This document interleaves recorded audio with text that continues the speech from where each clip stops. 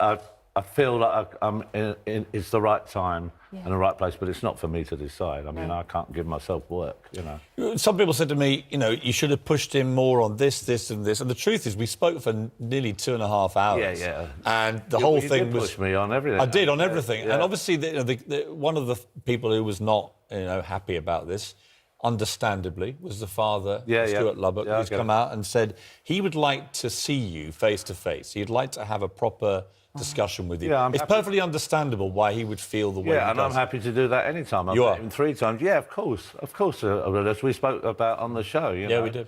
I want them to get closure on it in the right way. Is it possible, do you think, after all this time? Well, you know, who knows? Anything's possible. I know I've been cleared of any wrongdoing, and that's been proven and dealt with.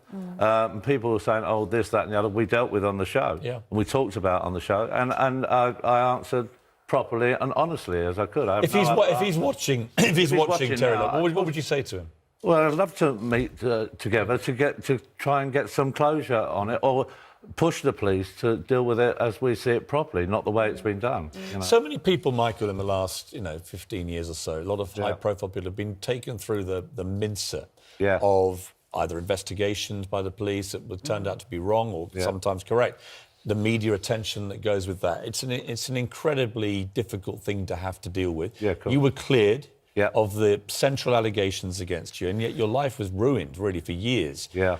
What is that experience like? You've come out the other end, it seems to me, but what is that long, dark tunnel like? Well, it's a very dark place to go to. I mean, all people go to dark places. And, you know, actually, when people say it's worse because it's in the front page of the paper and it's public, it's actually not, because once you're hurt, you've been hurt, whoever you are. And there's people out there who have to deal with things now. And all I know is that I had to get myself together to deal with it, and I did that. And I sat, even if I had to sit on my hands and get through those awful feelings until they went away, and then just believe and live my life a day at a time, and just hope that you have to have this blind faith that things are going to change for you. I had a lot of people who work in the business contact me, email me, text me, all very fond of you, very affectionate about you, saying it brought back such great memories of working with you.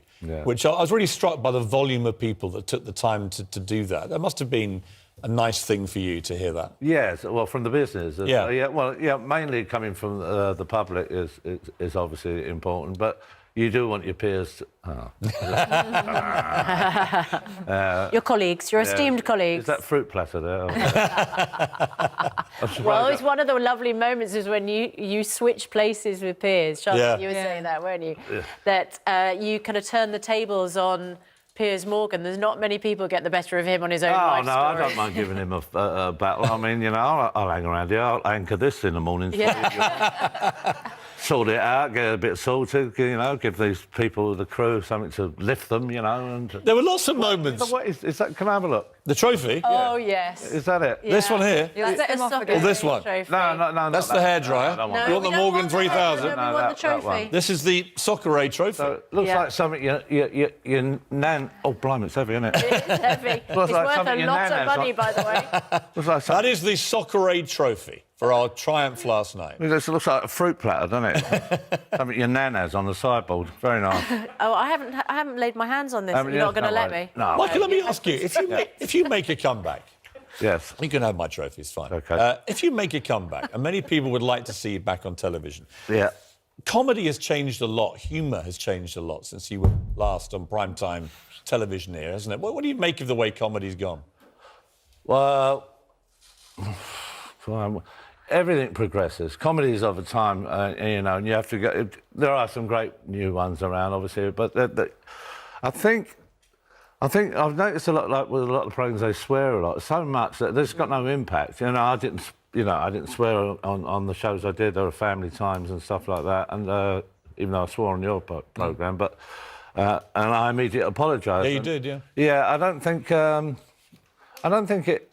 I think there's a sort of acceptance of a medium level rather than everything having to be really high up. The standards that I was brought up with, you had to be really on your game and really at the top constantly. And mediocre didn't get in there at all. What kind of thing, if people are watching this, commissioning editors from networks, what kind of thing would appeal to you now to do on television again? Oh, I don't know. You must have thought about it. Apart from Good Morning Britain.